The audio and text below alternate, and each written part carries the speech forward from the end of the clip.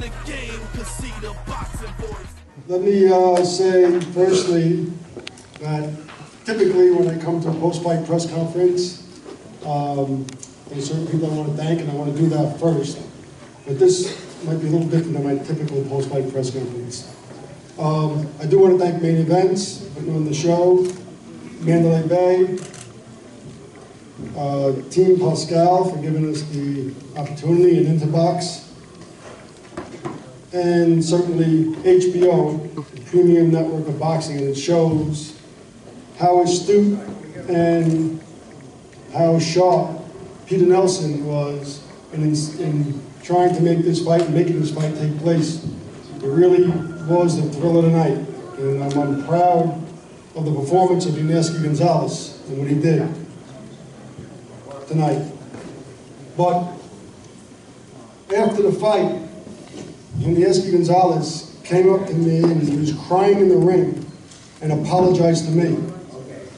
And I got to tell you, I've been in this sport my whole life. I grew up in the gym since I'm 5 years old. My father was a pro, my uncle was a pro, and I love this sport. I boxed my way through school, fortunate enough to win the Golden Gloves, fortunate enough to be in the gyms every day with all of these fighters. And I got to tell you, this is probably the first time I'm really disgusted in the sport. You know, from a perspective of the judging. And I'm disappointed. I'm disappointed that I have to have a fighter come to me and apologize for not knocking somebody out because he felt he couldn't get a fair decision. But I am elated in his performance. And the fact is that boxing is still, as you can see from tonight, two warriors that went out there and fought, and something the press might not know is both fighters agreed to, and they didn't need to, but both the fighters agreed to and had valid testing to make sure that there were no substances that they've taken for enhancement. And that's a real honor when you look at the performance that there was performed in that ring tonight. And you see true heart, grit, and determination that took place. And I'm pleased to be associated with the sport for the guys that are in the ring. Sometimes it's really disappointing, though, with things that happen outside the ring.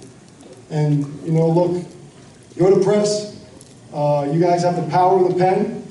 You know what happened out there tonight in terms of the fight itself and what happened in that ring. And just use your eyes and use your pen. We have a great sport. I love the sport. It's a great night because of what happened in that ring. And it shows how great our sport is. Steve? Joe, just a question. I know that you guys have a chance sometimes to review the judges beforehand. In looking back, I don't know if it's easy to second guess, but did you have any concerns about any of the three judges coming into the fight? I mean, I don't want to address specific concerns with respect to the judges. Obviously, look, you have your concerns. I'm going to have. I mean, I saw a scoring recently in the Chris Algieri fight with Amir Khan on one of those judges that I thought was lopsided. And, you know, a lot of people look at a fight and say, well, it's a unanimous decision. They could all be wrong unanimously, but not only that, when you look at a fight and say the fight should be 97, 93 maybe, then you look at it and say it's 96, 94. We're talking about a tremendous swing. We're talking about a 6-round swing. When you look at other fights and you see a scoring take place and you say, you know what, the guy won by unanimous decision and scores by 1 point, and somebody's got by 4 points, 5 points, 6 points. Something's wrong there.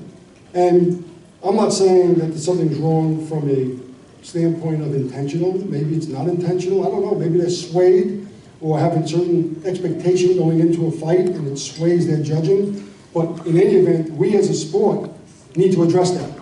We need to look at what's going on. We need to rate judges. They should be rated. Every other sport does it. So when you're in a fight, you're on a premium network of HBO, we should have the best judges that are available. Yes? Hey, Joe, congratulations on the fight, great fight. What took so long for a guy like Uneski Gonzalez to make it to the big league? Well, look, you know, that's, first off, I mean, he's got 16 fights, and that's his 17th fight. He's in the big leagues. And, you know, he is an example of why this sport is so great.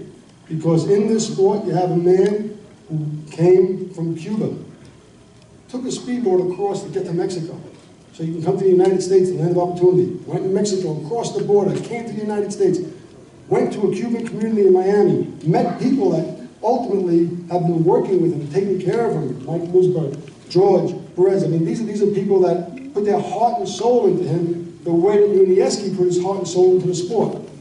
And like this great sport that we have tonight, he goes out there and performs with all his heart. And, you know, that's really the thing to look at for him, the determination, the grit, and the warrior nature of it, and for boxing. And I think it's a great story for boxing. You know, we really have a great story tonight. The way he came and where he came from and the way he performed tonight, how he got hit on the chin and fought back the whole way through. It's a great story. There's also a story of other things we need to do to ensure that when a guy fights like that and wins the way he won in the ring, that it carries out by the judges. Well, I'm fortunate and I'm glad that the response that I've been seeing all over the world, from Canada to the U.S. to Cuba to all over the world, has been unanimous. The only thing is that it's unanimously different from what the judges scored. Yeah, Unieski, when you heard the scores, were you absolutely certain that you would won the fight? Because it was a unanimous decision.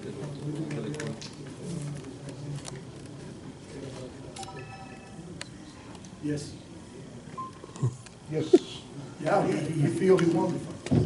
Si la edición hubiese sido un 3-2 o dividida, pensaba que era para él. Cuando dijeron o no, yo pensé que era para él. When he heard that was a unanimous decision, he think it was for him. He was waiting maybe for a split decision, you know, maybe the split decision go to Pascal. But you know, when he heard a unanimous decision, he say, I won the fight. Joe, is there any chance of getting a rematch, talking Pascal in a rematch? I mean, we know he wants to fight Kovalev again, but certainly. Well, certainly Uneski deserves another shot at Pascal. No, I agree. Look, I mean, to be perfectly frank, I believe Yunieski deserves Kovalev. That's what I believe. But certainly, this was a thrilling fight. And Pierre Duke from Interbox and Ian Eatery, the Interbox team, Greg Leon, Jean Pascal, manager, are all here. They're going to come up after we speak. And, you know, look, if there's an opportunity to make that fight, I guess it's something that would be explored. But obviously, we're looking to stay at this level. We're looking to stay on HBO, stay in premium boxing, and explore what the opportunities are out there. He wants to fight the best. That's what he's always wanted and always asked.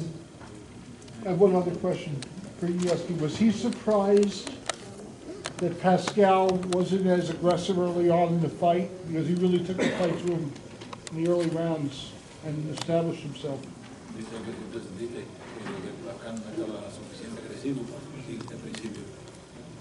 No, tu tiempo creo que yo tuve la agresividad y control de la pelea. Por esa razón creo que fue que me llevó la mano. He says he had a lot to do with Pascal not being as aggressive as he normally is, because he had the power, he had the aggression, and he had the control. He's the reason why Pascal wasn't aggressive. Varias veces vio que le hice bastante daño. He says that in numerous times he felt that he had hurt Pascal. Pascal visually showed it by stumbling around and falling back on the ropes. And holding a lot. Y se aguantó mucho también, ¿verdad? Yeah. Every time when he get hit, he grabbed. Thank you. He have experience to play game, you know, that's why he said.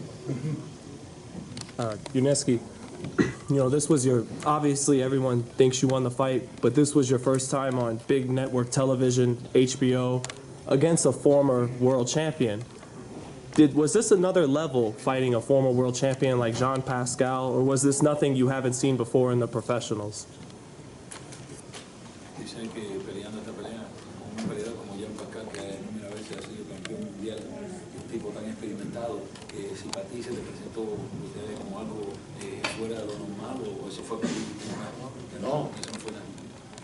Me preparé bien, creo que el gimnasio, ¿no? Creo que el gimnasio te da la confianza de estar arriba del ring, de mostrar tu talento. Yo le doy las gracias a él, ¿no? Que dame la oportunidad. Creo que esta pelea me la robaron, pero no me la robaron a mí, Me la robaron a mi team, que trabajo bastante duro. Me la robaron a mi promotor y se lo robaron al pueblo de Cuba y a mi hija. Hicieron este robo. A mí no me la robaron, yo solamente lo entregué todo. He says the fight wasn't that big of a deal to him. He felt like what he did in the gym is what he did in the fight. He says not only did he get robbed, but his team got robbed, his managers and his promoter also got robbed, and that's what hurt him. He felt like he let them down. He says, but Pascal was nothing. He says that he got better work in the gym. He says Pascal was just a walk in the park for him. He's looking for a bigger name. Before we take any more questions, let me just, Pierre Duke and Greg Leon from Team Pascal are here in Interbox, so if you want to come up, so this way. As soon as you gentlemen are done, we'll move over, so just finish your stuff and then we'll go. Listen, is Pascal okay? He hurt his hands. He hurt his hand. Yes. Thanks a lot. Good. No, he's good that he's got attention. Obviously, How does he think he would do against Gonzalez? Would he be ready for that for his next fight? Gonzalez, Coke is managing. Funny. Sí, no. Un problema. Creo que era pelear con peleadores, unos peleadores, pero creo que nadie pelear y se va a salir sin miedo y se va a salir a pagar. He says it'd be great to fight Pascal. He says it'll be a great fight. He's got the power to hang with Pascal. I mean, with Kovalev, Pascal. I'm thinking about Pascal now. I'm concerned about him, of course. But he says that Kovalev will be a great fight. He's got the power to deal with Kovalev. He's got the chin to deal with Kovalev. And nobody's gone at Kovalev with the aggression, the hunger, and the need to win that he's going to go at Kovalev. ¿Sí gustaría la revancha con Pascal, verdad? Sí, con mucho gusto. Con mucho gusto, si el promotor era lo que sea, no hay problema para volver a pelear. He was asked if he would run a rematch with Pascal, and he says it's up to his promoter. He'll fight whoever his promoter puts in front of him. Okay, if there's no other questions, I'll throw to Interbox and, yeah, that's good. Oh, I was wrong. We do have the other half here, although Mr. Pascal is in the hospital. We'll get some explanation on that. I'd like to introduce now the Vice President of Interbox, Mr. Pierre Duke. Good evening, folks. We said a bit earlier on this week at the press conference that this would be a very, very exciting and long and difficult fight. This is exactly what we have witnessed today, and I'd like to congratulate both fighters for this exciting fight that they showed us tonight. What a fight that we have witnessed. I obviously disagree with what my friend here has been referring to, but we'll leave that to you to make your own call on that. This has been a very exciting fight. Unfortunately, Jean Pascal hurt his right hand in the third round, so he had to leave for the hospital to get that fixed. And I would like to introduce the rest of the team here. First of all, on the far left, Mr. Mark Ramsey, who is the head coach of Jean Pascal. Greg Leon is manager, as well as Ross Ember working with the team. So I will leave it as short as that, so that we have time for questions before we leave the stage for the main event of the evening. So let's proceed with some of your questions, please. Yes, sir. Mark, did Jean express anything to you in that third round? I hurt my hand. At any point in the fight, did he tell you he was hurt? A little bit, but Jean is not the kind of guys to complain during a fight. Like it happened with a shoulder before. He did like 2 fights with only one hand, and it's not his profile, his style to complain. After the fight, it was clear, especially when we opened the tape, the gauze, it was clear there was inflammation over there. As his trainer, how did you see his performance tonight? It was a tough fight. Like, it was a close fight. It was a tough fight. We know that Jean technically can do better of this. He already did that. But when you fight a solid fighter like Gonzalez, sometimes you have to go to war and put everything on the table. And this is what Jean did tonight to win. Thank you. Thank you.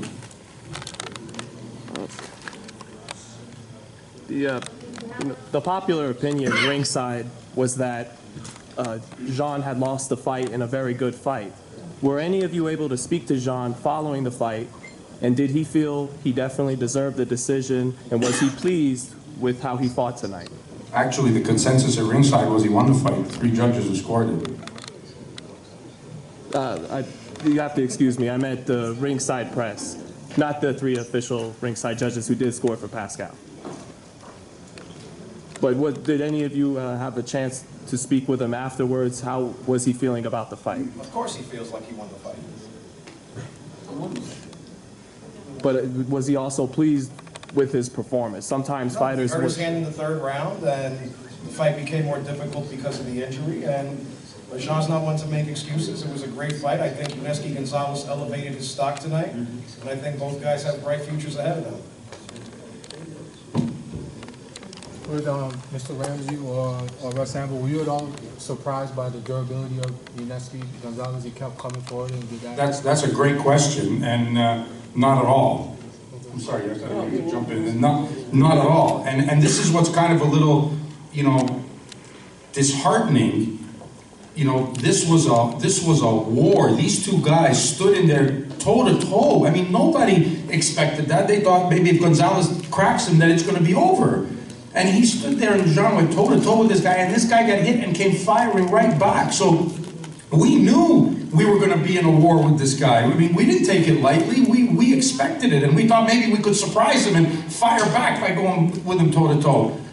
But man, this guy's a tough dude, and he's a big guy, man. Like, he was firing, Cuban missiles at us, man. I mean, this guy was a great fighter, man. He fought his ass off because he got hit with some shots, and Jean got hit, and he fired right back as well. And I know that it's disheartening for them, thinking they won the fight, and I respect the job that they did, and Orlando's got a good fighter there. They fought well, but you guys just saw a fantastic fight. People keep putting boxing down and saying, oh, we're not delivering good fights. Everyone complains about Pacquiao Mayweather didn't live up to what it was. These 2 guys surpassed what the fight should have been. They went over and above, man. Okay, it was a close fight. It could have been 96-94 Gonzalez, and we'd still be saying here, we fought a hell of a fight, and HBO will still be happy that they had a war on their hands right on their network. It was a fantastic fight.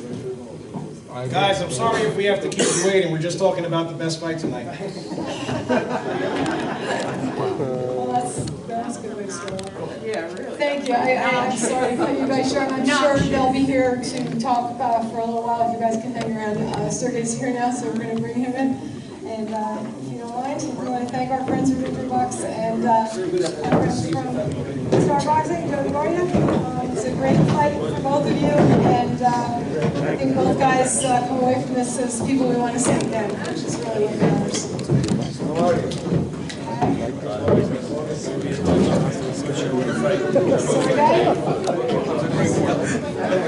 Vince.